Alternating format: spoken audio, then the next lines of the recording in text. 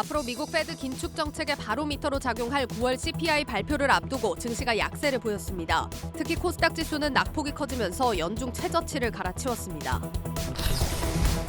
내일로 정의선 체제 2주년을 맞는 현대차 그룹의 달라진 위상이 주목을 받고 있습니다. 고부가 브랜드 차량의 인기로 글로벌 판매 3위에 오르고 소액 주주도 2배로 늘어나 국민주 반열에 올랐다는 평가입니다. 금리 상승과 수요 위축으로 부동산 경기가 얼어붙으면서 자금을 공급했던 금융권이 부동산 PF 부실로 몸살을 앓고 있습니다. 상대적으로 자금력이 취약한 이금융권의 위험 관리에 적색등이 켜졌습니다. 2년 5개월 만에 거래가 재개된 신라젠이 상한가로 거래를 마쳤습니다.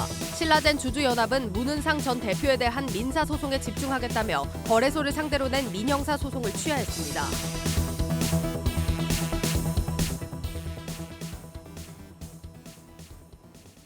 여러분 안녕하십니까. 10월 13일 뉴스플러스 시작합니다. 미국 CPI 발표 앞두고 경계감 가득한 하루였습니다. 증시부터 진단합니다. 박혜린 기자 나와 있습니다. 박 기자. 네, 오늘 우리 증시 또 속절없이 무너졌습니다. 코스닥 2년 5개월 만에 가장 낮아진 상황입니다. 안도하긴 이르다는 증권가의 전망이 딱 맞아떨어지고 있는 건데요. 오늘 밤 발표될 미국 CPI를 앞두고 경계 심리가 짙어지고 있고 어젯밤 발표될 미국의 9월 PPI가 시장 예상치를 웃돌면서 투심을 냉각시키고 있습니다. 대만 증시도 오늘 미국의 중국 반도체 수출 규제 영향에 크게 하락했는데 이 여파도 오늘 우리 증시에 영향을 준 것으로 풀이해 볼 수 있겠습니다. 네. 방금 전에 지수를 좀 보니까 코스닥이 이틀 연속으로 좀 크게 빠지는 모습인데요. 코스닥이 유독 이렇게 많이 빠지는 배경을 좀 어떻게 봐야 될까요? 네, 금리 상승기에 기술주 중심으로 구성된 코스닥들은 조금 더 리스크가 클 수밖에 없고요. 오늘은 게임주를 중심으로 하락 여파가 컸습니다. 아, 게임주요? 게임주는 뭐 어떤 이슈가 있었던 겁니까? 신장면에서 펄어비스 같은 경우에서도 투자자들이 기대감을 만족시키지 못한 것으로 풀이되고 있습니다. 그렇군요. 신작 기대감이 좀 실망으로 바뀌면서 네. 주가에 영향을 준 것으로 보입니다. 9월 FOMC 의사록이 간밤에 나왔는데 이것도 오늘 우리 장에 어떻게 영향을 줬습니까? 네, 아쉽게도 연준의 물가 안정 의지를 재확인하고야 말았습니다. 네, 시장에서 의사록을 보고 11월에 75bp 인상을 기정사실화하고 있습니다. 다만 일부 위원들은 어느 시점에는 경제 활동과 인플레이션에 미치는 영향을 평가하면서 정책금리 인상 속도 늦추는 것이 적절할 것이라고 말하기도 했다는 점은 그나마 시장에 안도감을 주고 있기도 합니다. 네, 연준이 상하방 요인을 같이 얘기하다 보니까 방향성이 좀 애매하긴 합니다. 이런 상황일수록 결국에는 이제 데이터를 볼 수밖에 없다 이런 네. 얘기가 되겠는데 그래서 오늘 CPI가 또 중요하겠죠. 이거 네. 어떻게 예상이 되고 있습니까? 이번 주 계속해서 말씀드리고 있는데요. 월가에선 9월 CPI가 8.1%를 기록할 것으로 예상을 하고 있습니다. 근원 CPI는 지난 8월보다 0.2%포인트 오르는 한편 헤드라인 CPI는 0.2%포인트 내릴 것으로 예상하고 있는 겁니다. 다만 가능성은 만약 근원 CPI 전월 대비 상승률이 0.2%포인트 이하로 나온다면 11월 50bp 가능성이 확산될 것으로 예상됩니다만 가능성은 사실 크지는 않아 보입니다. 네. 먼저 발표된 PPI가 일단 예상보다 높게 나왔고 CPI의 선행지표로 인식되는 PPI가 이렇게 높게 나왔기 때문에 CPI 상승률도 예상보다 클 것이라는 전망이 우세한 상황입니다. 여기에 또 크레디트 스위스는 근원 CPI 상승률이 전월 대비 0.5%로 시장 예상치를 웃돌 것이라고 전망을 하기도 했습니다. 이렇게 되면 연준 속도 조절론에 대한 전망은 다시 고개를 숙일 수밖에 없고 증시는 또 한 번의 충격이 예상되는 상황입니다. 네, 중고차 가격 같은 경우는 좀 떨어지는 모습이긴 한데 또 임대료 같은 건 계속 치솟고 있다고 하니까 네. 뭐 안심할 수는 없는 상황은 맞는 것 같습니다. 오늘 밤 9시 반 정도가 되면 나오긴 할 텐데 네, 맞습니다. 또 무난하게 또 시장이 넘어갈 거다 이렇게 보는 시각도 있거든요. 뭐 11월 같은 경우에는 FOMC에 75bp 올린다는 게 이미 시장에 어느 정도 반영이 돼 있는 상황이고 12월 FOMC 같은 경우는 그걸 앞두고 물가지표 발표가 한 2차례나 아직도 더 남아있기 네. 때문에 뭐 다양한 시각들이 아직은 존재하는 것 같습니다. 오늘 전반적인 하락 속에서도 이 종목만큼은 상한가를 기록을 했죠. 신라젠, 이 거래 재개하자마자 네. 상한가네요. 네, 2년 5개월 만에 투자자들의 애태운 신라젠 오늘 상한가로 하락을 했습니다. 개인 투자자들이 약 160억 원가량을 베팅하며 주가 상승을 이끌었습니다. 그렇다고 해도 오늘 장 전에 매도 물량이 쏟아지면서 시초가가 거래 정지 전 종가 대비 30%가량 하락한 채 시작을 했습니다. 따라서 거래 정지 전 주가인 12,000원 수준을 아직은 회복한 상황은 아니고요. 향후 주가 전망에 더욱더 관심이 모이고 있습니다. 네. 반면에 지난주 17일인가 그 거래를 재개했던 큐리언트 같은 경우는 오늘 8%나 또 빠졌더라고요. 네, 맞습니다. 네, 그동안 이제 상장 심사가 과정이 굉장히 좀 순탄치 않았기 때문에 이렇게 되면 이제 거래 재개 이후에 주가가 좀 크게 조정을 받지 않을까 우리가 이렇게 흔히들 예상을 했는데 굉장히 요즘에 이 정도 가격을 했다. 그럼 굉장히 좀 선방한 가격 아닌가요? 네, 맞습니다. 또 이제 최근에 주가 하락기에 주가가 멈춰 있었기 때문에 방탄 주식이다 이런 말도 우스갯소리로 나오고는 있는데 네. 거래 재개가 결정되기 전까지 주주들이 마음을 졸였을 것을 생각하면 이렇게 쉽게 말할 수는 없을 것 같습니다. 또 12만 원까지 갔던 주식입니다. 따라서 대부분의 투자자들이 매입가는 훨씬 높을 겁니다. 다만 오늘 시간외 거래에서 빠질 때 매수를 해서 상한가에 매도한 분들은 80% 가까운 수익률을 기록했을 것으로 추정되고 있습니다. 앞으로의 주가 향방에 더욱더 관심이 쏠리는데 이 신약 파이프라인 성과를 증명하기 전까진 주가가 급등락을 반복할 가능성이 높다는 분석이 나오고 있습니다. 자세한 내용 김수진 기자가 전해드리겠습니다. 지난 2020년 5월을 마지막으로 증시를 떠났던 신라젠의 주식 거래가 재개됐습니다. 거래 재개 첫날 기준 거래량은 2,978만 주. 장중 가격 제한 폭까지 치솟더니 결국 상한가로 마감했습니다. 2년 5개월 동안 발이 묶여있던 17만 명의 소액주주 사이에서는 희망이 보인다는 이야기도 나옵니다. 오랜 시간 기다려주신 주주님들께 감사드리며 당사는 충분한 자금력과 우수 파이프라인을 토대로 연구개발에 매진하여 기업가치 제고에 전력을 다하겠습니다. 신라젠이 화려하게 증시에 복귀했지만 앞으로의 주가 전망을 놓고는 의견이 다소 엇갈리고 있습니다. 특히 신약 후보 물질의 성과를 증명하기 전까지는 주가가 급등락을 반복할 가능성도 배제할 수 없습니다. 현재 신라젠의 주력 후보군은 항암제인 팩사백과 BAL0891, 항암 바이러스 플랫폼 SJ600 등이 꼽힙니다. 신라젠 측은 올해 안에 해당 후보 물질 모두 긍정적인 소식이 있다는 입장입니다. 다 연내 이벤트가 있어요. 주요 이벤트가 있는 게 팩사백은 현재 미국 회사 리제네론과 공동으로 신장암 임상 2상을 진행 중인데 올해 연말 마무리될 예정입니다. 최근 도입한 BAL0891은 FDA로부터 전이성 고형암 임상 1상 허가를 받았고 곧 미국에서 임상을 시작할 계획입니다. SJ600은 전임상을 조기완료 했는데 관련한 중요 데이터가 연말이나 내년 초 유명 학회지에 등재될 것으로 보입니다. 신라젠의 거래 재개로 오는 25일 상장 유지 여부가 발표되는 코오롱 티슈진에 대한 기대감도 더욱 커질 전망입니다. 한국경제TV 김수진입니다. 이제 다음으로 상장 적격성 심사를 받는 게 코오롱 티슈진입니다. 오는 25일이죠. 여기도 뭐 재개 가능성이 올라갔겠습니다. 네, 그렇습니다. 이 기대감으로 오늘 코오롱의 주가는 5%나 오르기도 했습니다. 다만 기업별 사안이 다르기 때문에 끝까지 조심스럽게 지켜봐야 할 것 같고요. 이번 결정이 바이오주 전반의 신뢰성과 수급에 영향을 줄 것으로 예상되고 있습니다. 예. 또 티슈진 같은 경우는 지금 걸려있는 심의가 두 가지라서 25일에 상장 유지가 결정이 된다라고 하더라도 거래 재개가 바로 안 될 수도 있다라고 하죠. 그렇지만 이제 정부가 상폐 요건을 좀 완화하는 분위기이기 때문에 기대는 해봐도 좋을 것 같습니다. 증시 프리즘 박혜린 기자였습니다.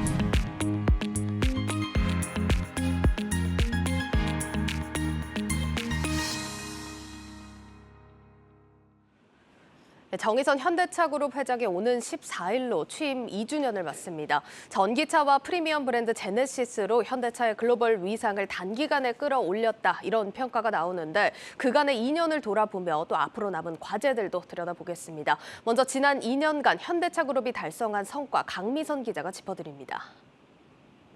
CEO는 숫자로 보여준다라는 말이 있죠. 2년간의 실적 먼저 확인해 보시겠습니다. 올해 현대차와 기아의 상반기 합산 매출은 106조 5천억 원, 영업이익은 8조 7천억 원으로 역대 최대치를 기록했습니다. 연간 매출 전망치도 취임 첫 해와 비교해 22%가량 늘어나 사상 처음으로 200조 원을 돌파할 것으로 예상됩니다. 영업이익은 350%가량 늘어나 18조 원에 육박할 것으로 전망됩니다. 자동차 회사니까 차를 얼마나 잘 팔았느냐가 가장 중요하겠죠. 판매 대수를 보시면요. 올해 1월부터 8월 글로벌 판매량 기준을 보시면 1위 토요타와 폭스바겐에 이어 3위에 올라섰습니다. 단순히 양만 늘어난 것이 아니라 제네시스와 SUV 등 프리미엄 고수익 차종의 판매 대수까지 늘어나서 수익성 개선까지 이뤄냈는데요. 제네시스의 비중이 올해 2분기 5.4%까지 늘어났고 SUV 모델 역시 같은 기간 52%까지 커졌습니다. 미래차 분야인 전기차 전환 속도 역시 빨라졌는데요. 전기차 판매 비중도 올해 2분기 상반기 기준으로 5.4%를 기록하며 2년 전과 비교해 2배 가까이 늘었습니다. 자동차 외에 로봇과 UAM 등까지 영토를 넓히면서 현대차 그룹이 스마트 모빌리티 솔루션 기업으로 도약했다는 평가까지 받고 있습니다. 그렇다면 투자자들이 바라보는 현대차는 어떻게 달라졌을까요? 현대차 주식을 보유한 소액 주주는 100만 명을 넘어섰습니다. 2년 전과 비교해 2배 가까이 늘어난 것인데요. 기아의 주주는 25만 명에서 60만 명으로 더 증가했습니다. 2년에 비해 코스피가 10% 가까이 하락한 사이 현대차는 주가는 강보합, 기아는 오히려 30% 이상 올라 승승장구하고 있습니다. 불과 몇 년 전만 해도 현대차 주식을 사는 사람이 그렇게 많지 않았는데요. 하지만 현대차가 젊은 총수를 중심으로 전동화 모빌리티 비전을 빠르게 현실화했고 투자자들은 이를 평가한 것으로 풀이됩니다. 네, 계속해서 산업부 신재근 기자와 자세한 얘기 들어보겠습니다. 신 기자, 지난 2년의 성과 이렇게 쭉 짚어봤는데 사실 앞으로가 더 중요하지 않겠습니까? 앞으로는 어떤 분야에 집중할 것으로 보입니까? 네, 현대차 그룹이 일단 전동화뿐만 아니라 미래 모빌리티 전반적으로 관심을 보이고 있습니다. 예. 이 전기차 선점 경쟁을 치열하게 하면서 이 한편으로는 자율주행과 UAM 그리고 로보틱스 등 이 미래 사업에 열을 올리고 있는데요. 더 이상 자동차만 팔아서는 경쟁력이 없다고 봤기 때문입니다. 이 이동수단으로 도심항공 모빌리티, 즉 UAM과 로봇 등의 쓰임새가 늘어날 것으로 본 건데요. 이 정의선 회장은 사제를 직접 출연하면서까지 미국의 로봇 기업 보스턴 다이내믹스를 인수했고요. 또 UAM 사업을 위해서는 미국의 UAM 법인 슈퍼너를 설립했습니다. 현대차가 사실 경쟁사들보다도 더 빨리 전동화 비전을 마련을 하지 않았습니까? 앞으로 그러면 전기차 시장 선점 가능하다고 볼 수 있을까요? 네, 일단 전기차 분야에서 현대차 그룹은 이 테슬라와 그다음에 폭스바겐 그룹 이렇게 3강 체제를 구축하고 있습니다. 네. 이는 전동화 비전을 일찍 수립했던 것과 맞닿아 있다는 평가가 나오는데요. 먼저 현대차는 지난 2020년 12월 이 전기차 전용 플랫폼인 EGMP를 출시했습니다. EGMP 플랫폼은 내연기관 플랫폼의 전기차와는 다르게 배터리가 바닥에 깔려있기 때문에 무게중심이 낮습니다. 그만큼 차량 운동 성능에 도움이 된다는 평가고요. 현재 여기서 전용 브랜드 아이오닉 5와 아이오닉 6 그리고 EV6가 양산되고 있습니다. 판매 중심축도 완전히 전기차로 옮겨졌는데요. 현대차 그룹은 오늘 2030년 현대차 187만 대, 기아 120만 대 등 총 300만 대가 넘는 전기차를 판매하겠다는 계획을 세웠습니다. 정 회장은 최근 전동화 속도를 더 높일 필요가 있다고 주문을 하고 있는데 전기차 시장 선점을 위해서는 속도전이 중요하다는 생각을 엿볼 수 있습니다. 네, 이렇게 지난 2년의 성과와 미래 비전까지 살펴보고 있는데 이번에는 현대차 앞에 놓인 과제들 좀 세세하게 짚어보도록 하겠습니다. 자, 먼저 노조 문제 좀 거론을 해볼 수가 있을 것 같은데 현대차 하면은 예전부터 좀 강성 노조 아니었습니까? 지금도 강성이라고 볼 수 있습니까? 네, 맞습니다. 현대차와 기아 노조는 자신들의 요구를 관철하지 못하면은 그때마다 파업 카드를 이렇게 꺼내들었었는데요. 예. 올해도 마찬가지입니다.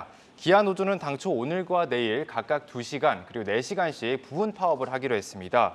공교롭게도 정의선 회장 취임 2주년 시점과 겹쳐서 주목받았는데요.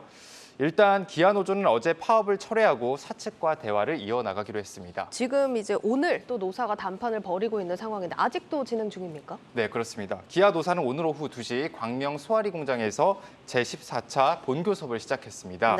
네. 현재까지도 노사는 마라톤 협상을 벌이고 있고요. 쟁점은 평생 사원증 복지 혜택입니다.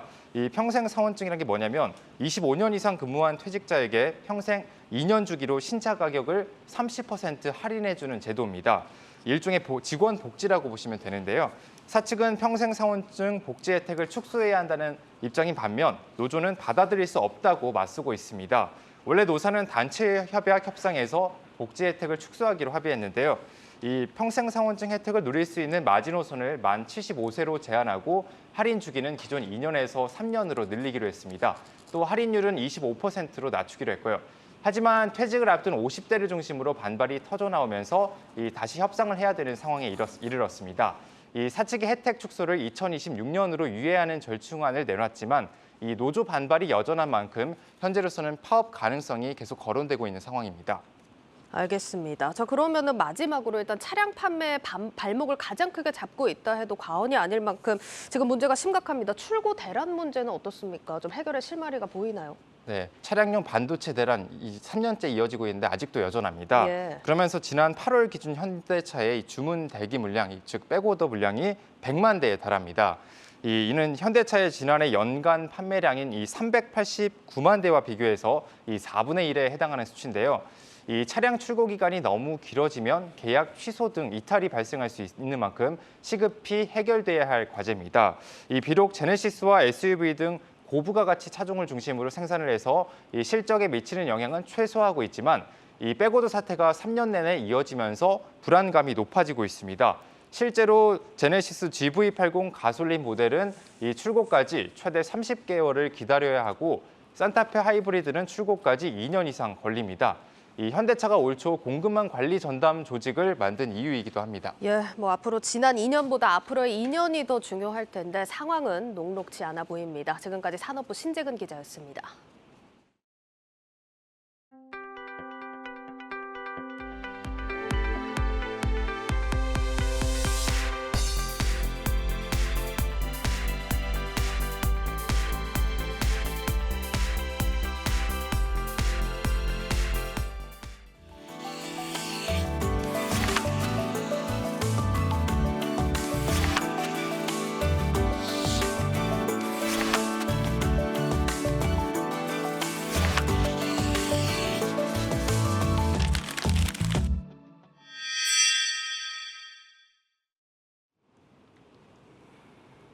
네, 금융 위기의 도화선이 어디서부터 시작될 것이냐 의견이 분분한 상황인데 이 부동산 PF 대출이 부채 폭탄의 뇌관으로 떠오르고 있습니다. 네, 건설 경기 악화로 대규모 부실이 우려되는 상황인데 현재 국내 부동산 PF 규모만 100조 원이 넘는 상황입니다. 신용훈 김종학 기자와 심층 분석해 보도록 하겠습니다.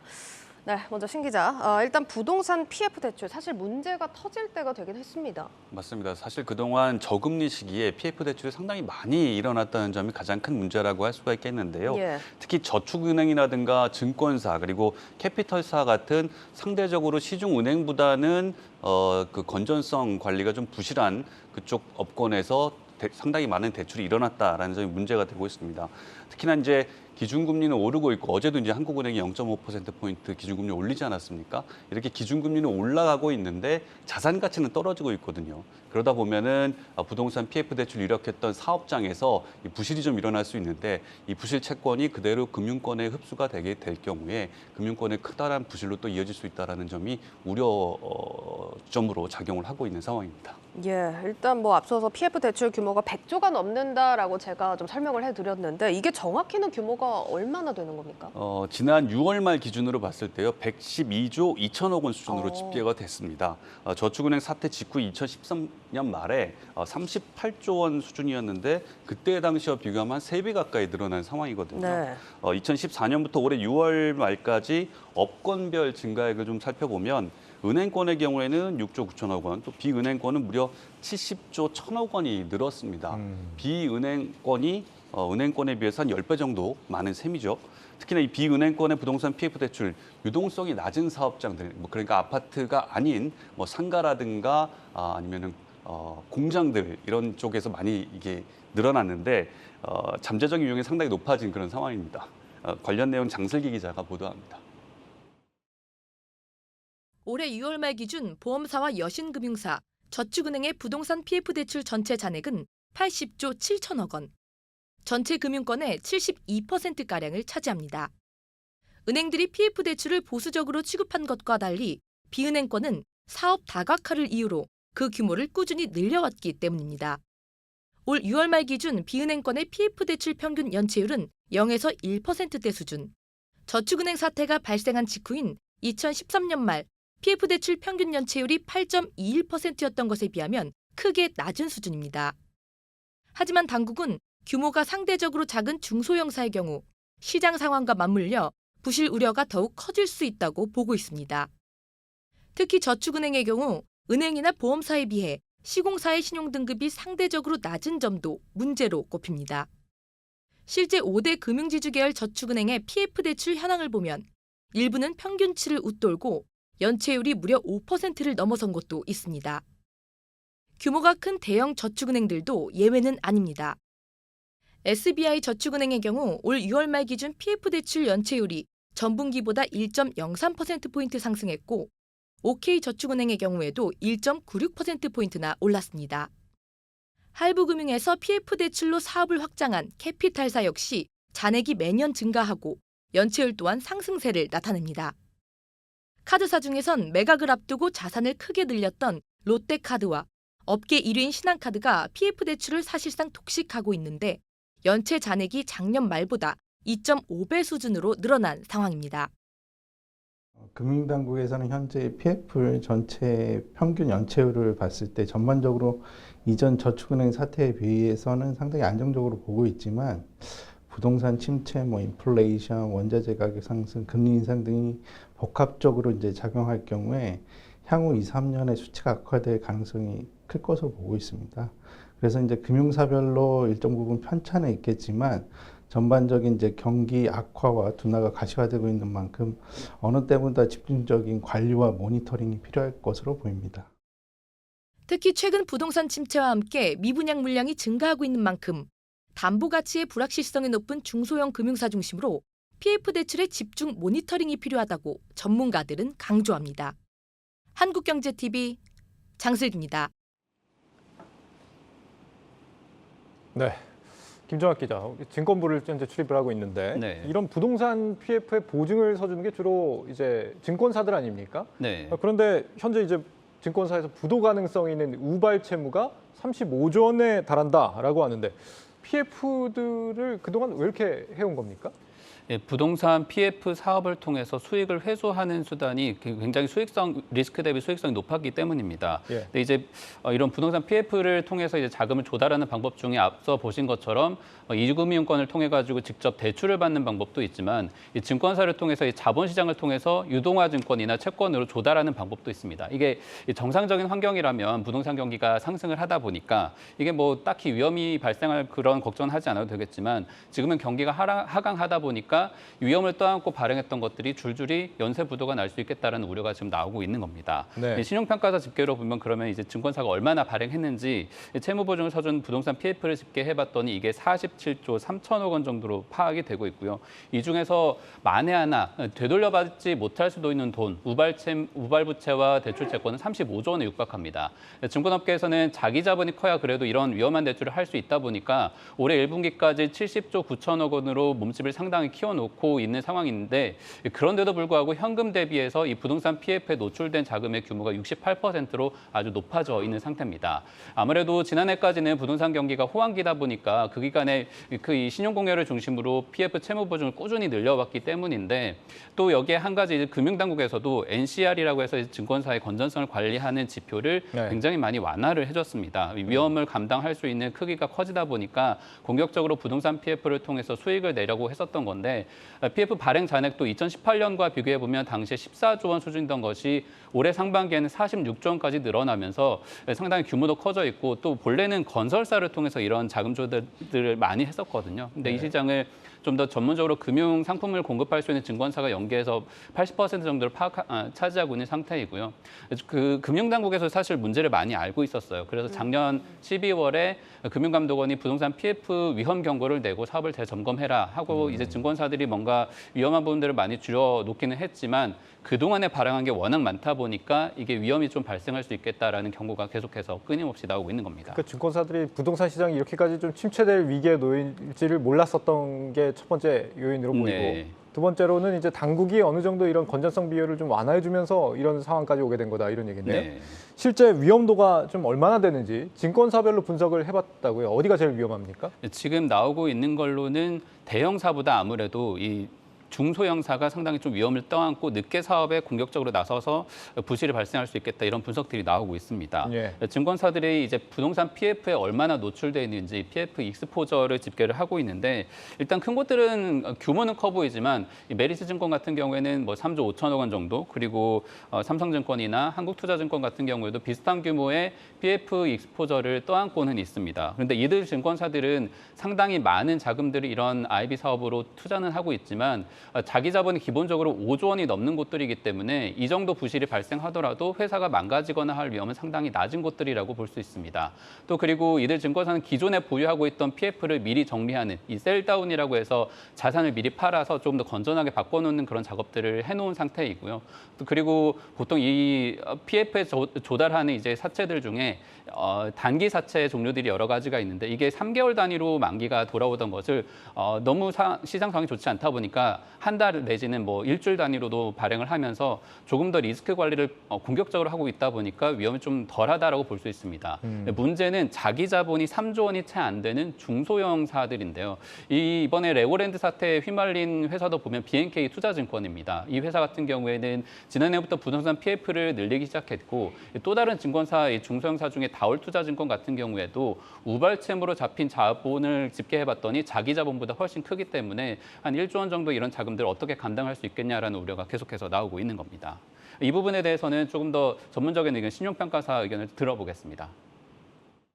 중대형사 같은 경우에는 수주 경쟁력이 좀 낮기 때문에 좀 중후순위에 대해서 심사를 해서 좋은 걸 들어간다라고 말씀을 하시는데 선순위에 비해서는 중후순위가 당연히 부동산 경기가 안 좋았을 때 익스포저가 위험해질 수 있어서 그거를 저희가 보니까 하이랑 BNK랑 다올이랑 현대차가 좀 높아서 네, 증권사들이 이렇게 좀 더 공격적으로 영업을 했었던 것들은 관리를 해야 된다라는 의견들이 나오고 있는 것이고 증권사 규모별로 그러면 얼마나 위험에 노출돼 있느냐를 봤을 때도 대형사는 자기 자본 대비 한 35% 수준인 게 중소형사는 50% 정도로 위험을 더 감당하고 있는 상태라는 게 통계로도 잡혀 있습니다. 네, 보통 건물을 담보로 돈을 빌려주어야 하지만 또 착공하기 전부터 자금을 대주는 브릿지 론이라고 하는 게 또 있거든요. 이렇게 되면 착공하기 전 그리고 착공하고 나서의 물건까지 모두 다 자금 조달을 할 수 있는 권리를 증권사가 가져갈 수 있다 보니까 굉장히 경쟁이 벌어지면서 위험한데도 불구하고 부동산 PF에서 이런 브릿지론 비중이 지금 20% 정도를 넘는 상황입니다.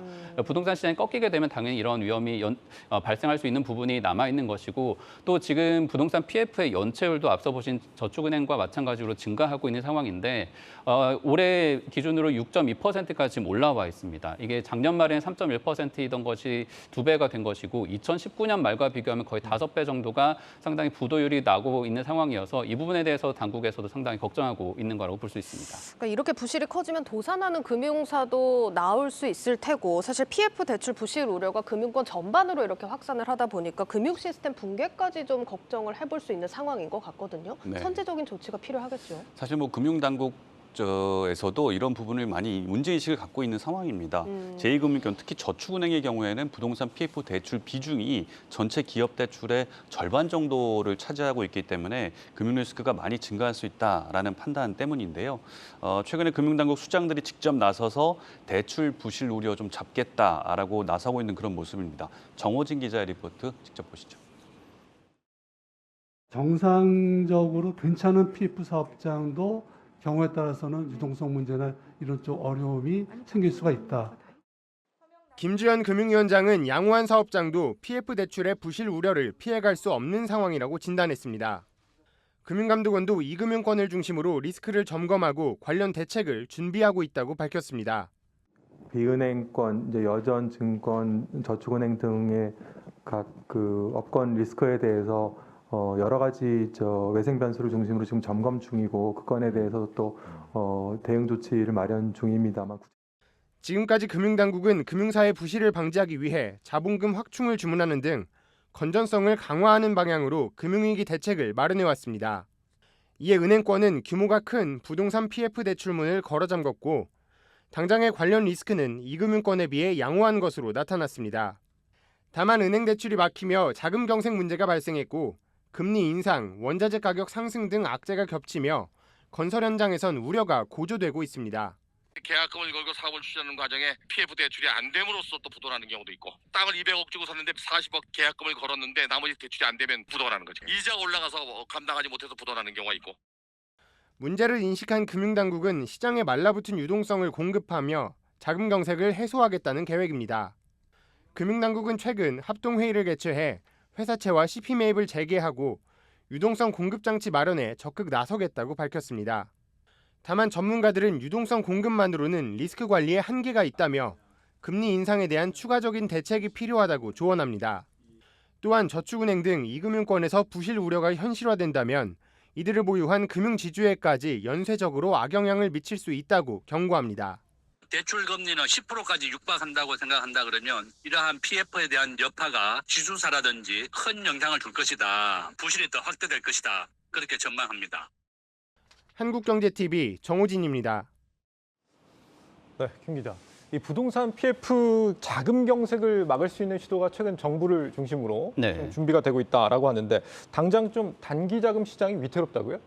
현재 지금 이 부동산 PF로 인한 여러 가지 부실 우려도 있지만 증권사를 통해서 기업들이 자금을 조달하는 창구들이 사실상 거의 막혀 있는 상태입니다. 지금 보면 부동산 수요 부진이나 뭐 원자재 여러 문제들로 부동산 PF 문제도 발생을 하다 보니까 증권사에서 새로 뭐 자금을 조달해주는 그런 부서에서는 개점 휴업 상태라고 토로하고 있는 상황입니다. 증권사에서도 위험을 굳이 감당할 필요가 없다 보니까 2분기 들어서 유동화증권 발행 규모를 확 줄였는데 이게 작년 같은 기간에 비해서 15% 정도 줄어 있습니다.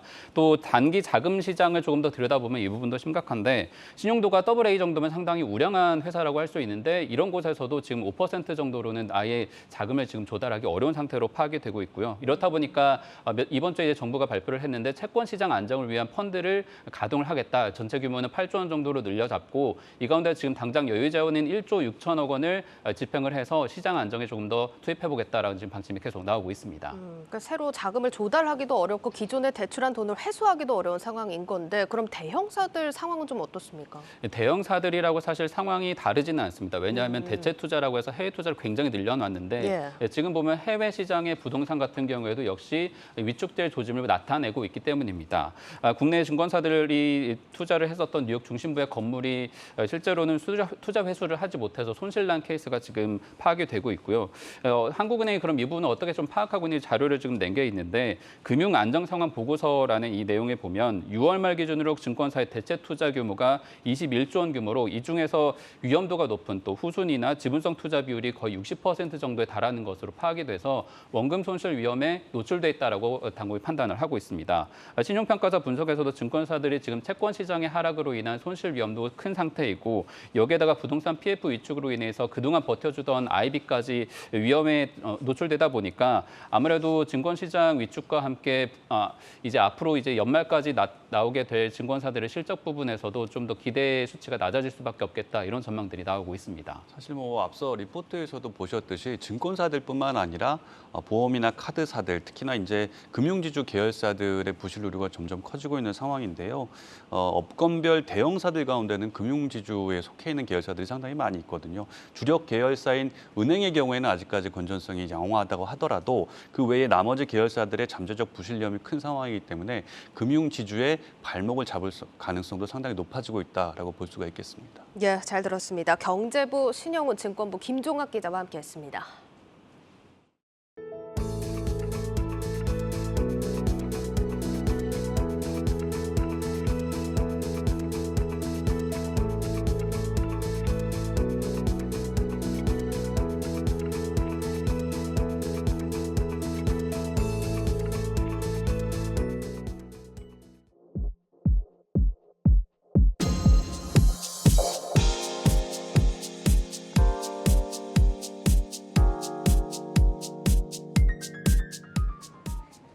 신세계그룹이 창고형 매장인 이마트 트레이더스를 대대적으로 개편합니다.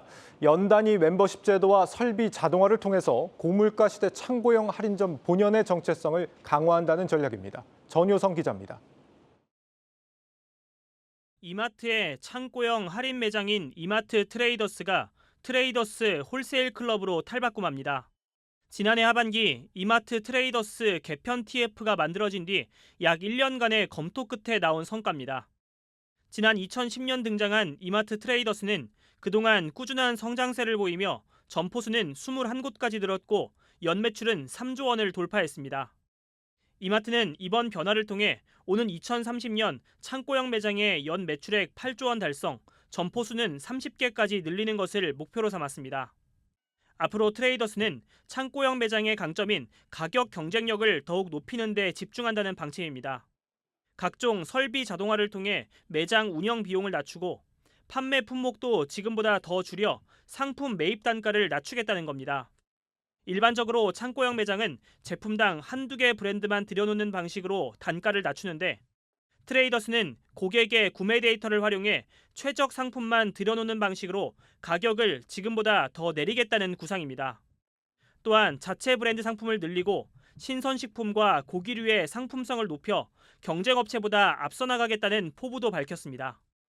창고용을 더 심화시켜야겠다는 그런 뜻을 가지고 이제 BI도 트레이더스 홀세일 클럽으로 변화하게 됐고요. 홀세일이라는 부분에서 저희는 내외부적으로 저희가 좀 더 가격에 대해서 집중하고 트레이더스는 연간 멤버십 제도도 도입합니다.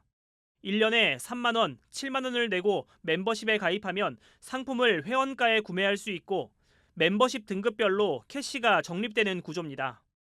멤버십 가입 비용 이상의 구매 혜택을 제공해 오프라인 매장을 찾는 충성 고객을 확보한다는 전략입니다. 경쟁업체인 코스트코와 유사한 연간 유료 회원 형태지만 트레이더스는 비회원도 상품 구매가 가능하다는 점에서 차별점이 있습니다. 기존의 열린 창고형 매장 형태를 유지하면서 누구라도 들어와서 쇼핑하실 수는 있고요. 거기에 저희가 멤버십을 더해서 회원분들께는 플러스된 가치를 더해드리겠다는. 오프라인 유통시장의 침체 속에서도 꾸준한 성장세를 이어온 이마트 트레이더스. 이번 대규모 개편이 제도약의 출발점이 될지 시장에 관심이 모입니다. 한국경제TV 전유성입니다. 대한항공이 기내에서 서비스하는 신규 와인 50종을 오늘 공개했습니다. 새로 선정된 와인은 현지 와이너리와 공급 계약을 마친 뒤 내년 3월부터 순차적으로 국제선에 제공됩니다. 대한항공은 2019년 월드베스트 소믈리에에서 우승한 마크 알머트와 블라인드 테스트를 진행해 총 50종의 와인을 엄선했다고 설명했습니다. 기내 와인은 항공사의 서비스 수준을 가늠하는 척도라 할 수 있습니다. 대한항공이 50년 이상 쌓아온 노하우를 살리면서 완전히 젊고 새롭게 거듭나는 모습을 보여드리겠다는 마음가짐으로 한국이 반도체와 배터리 분야의 강국이라면 미국의 보스턴은 바이오 산업 혁신의 성지로 통합니다. 특히 그중에서도 코로나 팬데믹을 거치며 시가총액 200조 신화를 썼던 모더나의 행보는 세계인들로부터 큰 주목을 받았죠. 그렇다면 엔데믹을 향해 가는 지금 모더나의 성공이 그들에게 안겨준 미래는 무엇일까요? 배성재 기자가 보스턴 MIT에서 개발자들을 직접 만났습니다. I suppose the one that's most famous is Moderna. You know, I think it's certainly made a giant impact on the world. 창업에 참여한 회사만 40곳, 보유 중인 특허 개수가 1,400개, 발행한 논문 수가 무려 15,000편. 우리 시대의 에디슨, MIT 최고의 부자로 꼽히는 로버트 랭거 MIT 교수가 쌓아온 숫자입니다. 모더나의 공동 창업자이기도 한 그는 작년 포브스가 선정한 미국 부자 순위 200위대에 이름을 올렸습니다. 창업자가 기억하는 초창기 모더나의 모습은 어땠을까? 2010, Derek Rossi, who was a scientist at Harvard, and Ken Chen, and myself, and Nubar Fayan, who's an MIT graduate, but also started Flagship Pioneering. Four of us got together and decided to try to start a company called Moderna, and the whole idea was what I'll call messenger RNA therapeutics. Together, we got together usually once a week for 7 or 8 months, you know, writing patents, planning strategy, hiring people. And, you know, then we hired a terrific CEO, Stefan Bancel, and then lots of other people. 메신저 리보 핵산. 코로나19 백신으로 잘 알려진 이른바 mRNA 기술은 당시만 해도 체내에서 안정성이 많이 떨어지는 기술로 평가받았습니다. 불안정한 기술로 치료제를 개발하겠다고 하니 창업 당시 분위기는 다소 냉소적이었습니다. And that was a tremendous advance that you could make proteins, but it takes a long time to make them, and there's lots of diseases they can't treat. Yeah, I think cynical reaction to mRNA, cynical reaction to nanoparticles. I mean, I think that's pretty common, that a lot of people, they thought it was a waste of time, yeah, but that's okay, you keep pushing. And that was because I thought it was important, and so I kept trying. 계속해서 밀어붙인 개발과 연구. 결과는 놀라웠습니다. To grow up vaccines, you could just take a little bit of RNA, put it in a nanoparticle because you have to protect it, inject it into the body, and then the body does all the work. The body makes the protein. So what that would enable you to do is greatly accelerate the production of vaccines or protein therapeutics. It would also allow you to treat new diseases you could never treat before. You know, we kind of went from there. Now Moderna has over 3,000 people and something like, over 35 products in different clinical trials. And of course, the vaccine is used all over the world. 2020년 2월 24일, 모더나는 세계 최초로 백신 후보 물질을 개발했습니다. 중국이 코로나19 바이러스 유전자 정보를 공개한 지 불과 한 달 만의 일이었습니다. mRNA 백신의 가장 큰 장점인 신속한 대응력이 위력을 발휘한 순간이었습니다.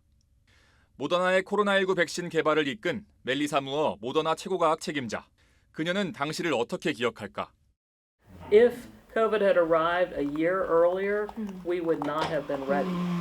Because we had done that foundational research back in 2017, 2018, that's why our vaccine was more stable than our competitors. And we continue to this day to work on how do we make the RNA more stable when it's in the vial. And it just so happened that we had everything in place when COVID arrived. 무어 CSO는 1989년부터 mRNA 연구를 해온 mRNA의 최고 권위자로 꼽힙니다. 모더나에 합류한 건 6년 전인 2016년. I would never have imagined that mRNA could be a medicine. It was just, we couldn't make enough of it. It's too fragile. It was beyond comprehension.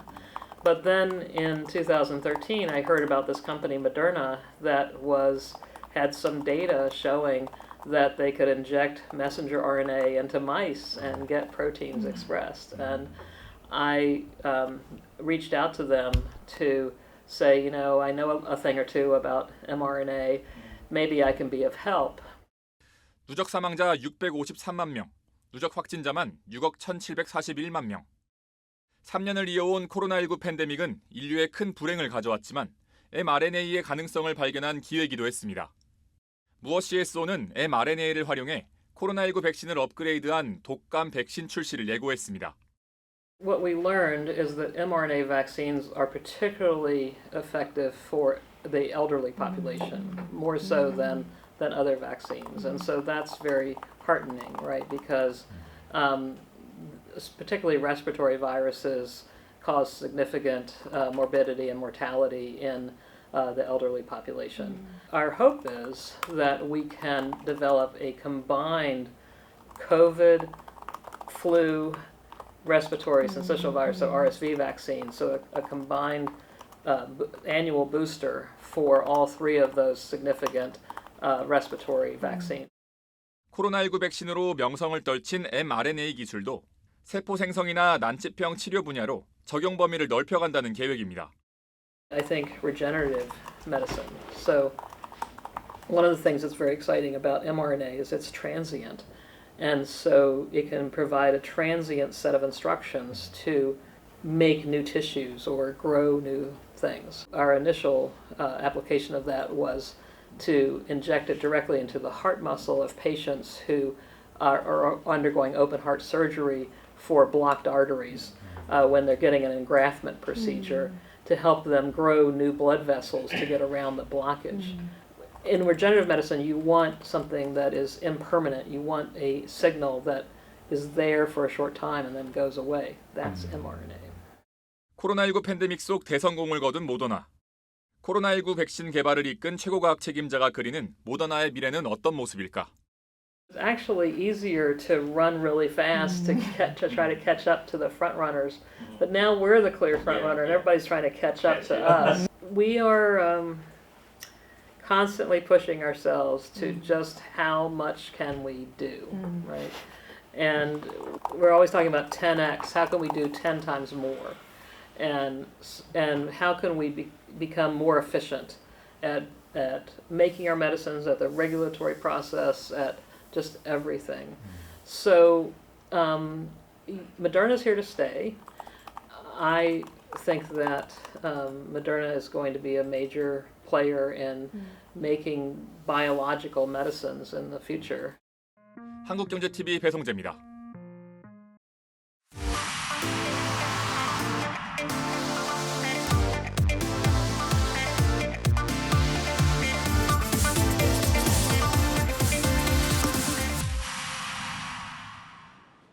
네, 글로벌 경제와 증시 분석하는 고웨스트 시간입니다.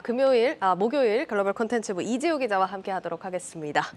네, 이 기자 어서 오세요. 네, 오늘 오랜만에 이렇게 앉아서 진행을 하는 것 같은데 오늘 키워드 바로 좀 보겠습니다. 네. 오늘 키워드 시원한 음료주네요. 네, 맞습니다. 미국 연방준비제도의 긴축 공포감이 좀 여전한 가운데 뉴욕 증시 하락세 계속해서 짙어지고 있는 모습입니다. 먼저 키워드를 보기 전에 월가에서는 앞으로의 증시 어떻게 전망하고 있을지 전문가의 의견을 들어보시죠. I do think it will swing and remain volatile, both with the CPI number tomorrow, which I think is going to still be strong. We might get a positive read in any given month, the next couple of quarters, but I think it's still going to be an issue for a while. 네, 여전히 높은 인플레이션과 이에 따른 연준의 긴축 그리고 이어지는 경기 침체의 공포가 월가를 짓누르고 있는데요. 일각에서는 본격적인 약세장에 들어갔다는 분석도 나오는데 이런 상황에서도 선방 중인 게 시원한 음료주죠. 오늘 이 얘기를 해드리려고 합니다. 뭐 시장은 좀 아쉽지만 키워드가 간만에 좀 상큼합니다. 음료주라고 하면 어떤 종목 말하는 걸까요? 네, 일단 이 모건 스탠리는 지난 7월에 음료 산업을 두고 변동성이 큰 시장에서 보루로 여겨지는 업종이라고 분석을 한 바 있는데요. 네. 음료주가 대체로 불황 국면에 강하다는 건데 하지만 음료주라고 해도 다 같은 음료주가 아닙니다. 일례로 스타벅스의 경우는 올 들어서 주가가 25% 넘게 빠졌거든요. 음료주 중에서도 키워드처럼 시원한 탄산 음료를 꼽을 수가 있겠습니다. 탄산음료. 탄산음료 시장이 지금 얼마나 큰 상황입니까? 탄산음료 좋아하십니까?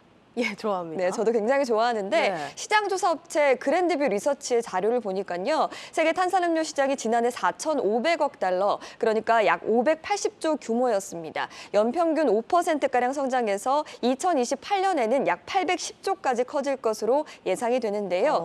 대표적인 종목이 이날도 좋은 흐름을 보여줬던 종목 펩시코입니다. 펩시콜라를 보유한 곳인데요. 3분기 실적이 시장 전망치를 크게 웃돌면서 4.18%나 상승하는 모습을 보였습니다. 확실히 뭐 주가 보니까 실적에 따라서는 크게 반응을 해주는 장인 것 같은데 일단 전반적으로 사실 보자면 아쉽지만 좀 기업들 실적 전망이 안 좋은 상황 아닙니까? 네, 맞습니다. 이 높은 인플레이션과 이에 따른 수요가 감소하기 때문인데요. 말씀드렸던 것처럼 탄산 음료는 계속 찾는 사람이 많기 때문에 좋은 실적을 내고 있는 겁니다. 심지어 가격을 올려도 마찬가지인데 가격 결정력이라는 것 때문입니다. 가격 결정력은 쉽게 말하면 상품이나 서비스의 판매 가격을 결정할 수 있는 힘인데요. 가격이 올라도 산다 이런 얘기로 인플레이션으로 원재료 비용이 늘어도 원가에 대한 부담을 줄일 수 있는 효과가 있는 것이죠. 실제로 월스트리트 저널은 펩시코의 호실적이 제품 가격을 평균 17% 올렸기 때문이라고 분석을 했고요. 휴 존스턴 펩시코 CFO는 스트레스가 많은 시기에 간단한 간식이나 음료수는 적정한 사치품이 될 수 있다면서 우리의 소비자는 여전히 건재한 것으로 보고 있다고 자신하기도 했습니다. 사실 펩시콜라도 뭐 유명하지만 콜라 하면 코카콜라 아니겠습니까? 네, 맞습니다. 코카콜라는 특히나 워런 버핏이 사랑하는 주식으로 굉장히 유명하죠.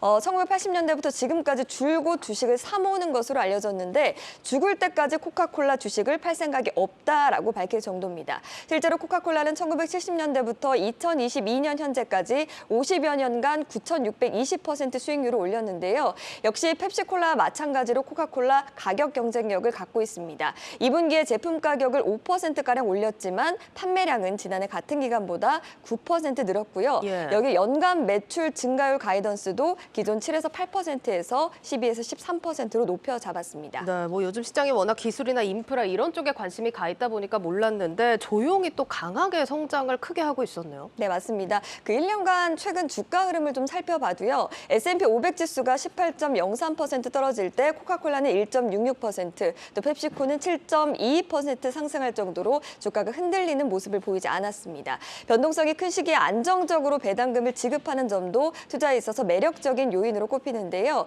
미국에서 배당금을 50년 이상 인상한 기업을 배당왕이라고 하는데 44곳 정도가 있다고 합니다. 코카콜라와 펩시코는 각각 60년, 50년 동안 배당금을 꾸준히 늘린 배당왕으로 배당 수익률은 코카콜라가 3.19%, 펩시코가 2.72% 수준입니다.